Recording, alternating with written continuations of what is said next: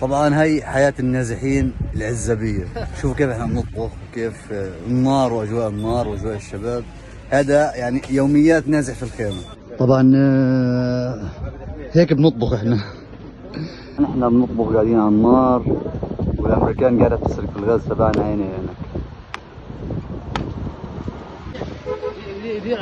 يلا اغسل لي البندورة بسرعة، ايش قاعد بتضيع وقت؟ روح. شوف العذاب، كنتوا قاعدين في دور وفي مطابخ وما كانش عاجباكم الحياة. يا محمد مش حلوة الحياة والشقة والمطبخ والمية يلا غدوة يوم الجمعة. طبعا هذه يا جماعة الخير راح زمن السفر. يلا روح. طبعا لوقت ما البندورة تستوي بتكون عيوننا راحت. شوف كيف منظرها. احنا بنشرب بنخليها لحالها تظبط امورها. كان عندنا المطبخ، عندنا شو اسمه النومه، وعندنا المشروع بتاعنا. 10 في واحد. وهي البحر قدامنا يا جماعه الخير، بس الخيام سكرت على البحر. المفروض نعمل حمله ازاله للخيام اللي قدامنا. اي الشيف تاعنا يا اخوان. ولا شيف ولا حاجه. البهدله والغربه في بلدنا بتعلمنا كثير.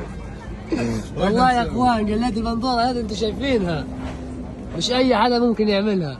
دير بالك هذا الاكل اللي احنا بناكله اكل ناس برجوازيه. والله ما بتمسخر عن جد.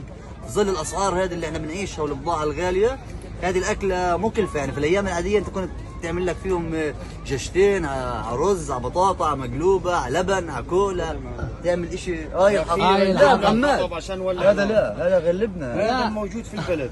غلبنا. هذا ناشف، هذا الامور طيبه تعال. لا مش هيزبط يا صاحبي. هذا اللي لقيناه. يلا بنحلها مش مشكله. احنا نكيف كيف ما نكون بدنا نعمل حاجه. اصلي. طبعا يا جماعه الخير ربنا ما بيعطيش الواحد كل حاجه. احنا قاعدين قدام البحر. البحر قدامنا، بننزل نسبح، اجواء ميامي تمام. بس في عندنا حاجه، في عندنا نقص كبير كبير كبير في الميه. مش بس الميه، ميه حلوه، ميه مالحه، جفاف.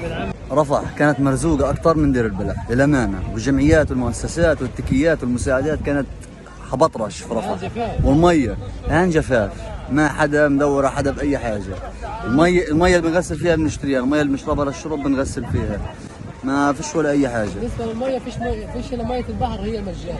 عن جد يا جماعه الخير، الناس بتنزل على البحر تغسل اواعيها، بتنزل تجلي الجلي، اي حاجه بدها ميه من البحر، لانه كل شيء بيشتروه شري. يعني ما بتوفيش معاهم. والناس لا الله يعينها يا شيخ. في النهايه الله يطولها من شده.